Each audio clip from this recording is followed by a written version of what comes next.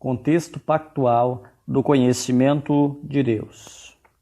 Deus se revelou a Adão no contexto de uma aliança, a aliança das obras. Se isso foi real com Adão no jardim, quanto mais não seria para os eleitos na aliança da graça. Overton defendia que toda teologia verdadeira se baseia numa aliança, o que significa que a melhor maneira de entender a teologia sobrenatural é no contexto da aliança.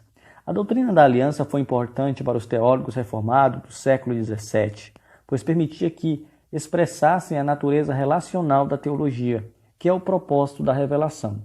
Conforme Trueman assinalou, a doutrina da aliança permite que se estabeleça uma ponte que transpõe o abismo ontológico que existe entre, de um lado, um Criador infinito e autoexistente, e de outro, uma criação finita e dependente. Na Aliança da Graça, a revelação cresce por etapas, algo que John Burke, em 1585 a 1640, destacou em sua bem conhecida obra A Treatise of the Uncovered of Grace, 1645, ou seja, Tratado sobre a Aliança da Graça. Para os puritanos, Cristo era o grande tema das Escrituras, mas foi revelado no contexto das várias alianças encontradas na Bíblia.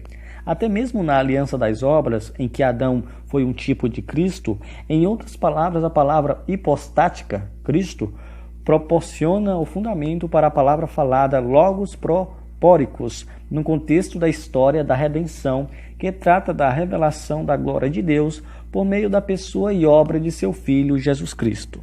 Na aliança da graça, Deus revela seu amor e graça para com o seu povo, mas aquelas verdades são em Cristo e, por meio dele, todas elas apresentadas ao povo de Deus nas várias alianças pós-lapsarianas. De fato, não existe nas Escrituras nenhum único texto que insista em nosso dever diante de Deus e que consigamos entender tão bem a ponto de cumpri-lo aceitavelmente sem uma relação real com Cristo, que é o único a nos dar a capacidade de desempenhar tal dever e o único em quem ou por meio de quem o desempenho de tal dever é aceito por Deus. Conforme Overton demonstraria em seus próprios escritos, a revelação foi progressiva ao longo das várias alianças, mas na nova aliança, Deus fala definitivamente e mais gloriosamente na pessoa de Jesus Cristo.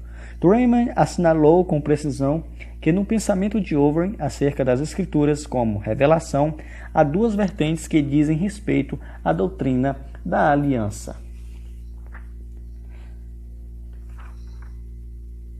Em primeiro lugar, existe a vertente vertical da vontade divina e graciosa de salvar, a qual a graça, a consubstancialidade do Filho com o Pai, a sua participação na aliança da redenção, se revela na pessoa de Jesus Cristo por meio do Espírito Santo, cuja tarefa é dar testemunho com relação à vontade do Pai revelada no Filho.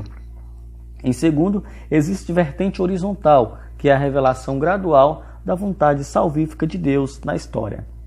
Revelação que inicia no Jardim do Éden e culmina com o nascimento, vida e morte de Cristo.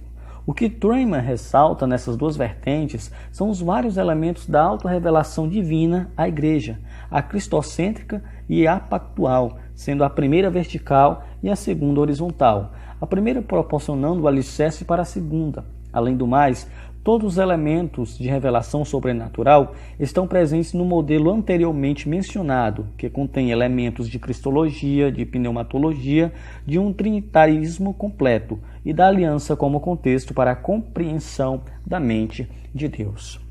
A doutrina da revelação entre os puritanos pode ser entendida como constituída de duas partes, a teologia natural e a teologia sobrenatural. Deus se revela nas duas. Nem sempre os teólogos puritanos concordaram sobre detalhes específicos da revelação, mas a discordância talvez seja mais formal ou semântica do que real. É certo que os puritanos defendiam comumente a teologia natural, e na Confissão de Fé de Westminster, a expressão luz da natureza ocorre 5 vezes. Mas os teólogos estavam todos conscientes de que a teologia natural foi insuficiente para a salvação. Após a queda, mesmo que conforme defendido por Goldwyn, a teologia natural fosse suficiente para Adão no jardim. Assim, todos os puritanos defendiam um conhecimento dúplice de Deus após a queda. O conhecimento salvífico é sobrenatural e vem por meio do mediador Jesus Cristo.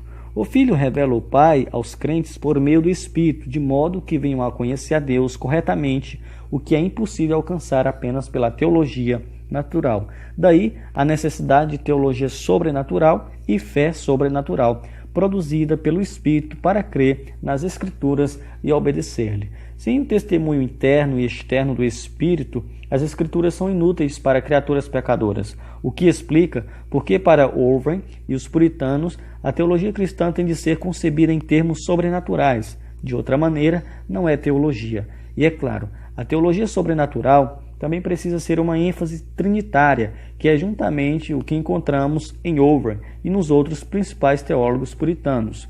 Deus se revela mediante Cristo nas Escrituras por meio do Espírito Santo, sendo que o meio inclui não apenas o registro escrito da palavra de Deus, mas também a apropriação de palavras por partes de crentes que pela fé são unidos a Cristo.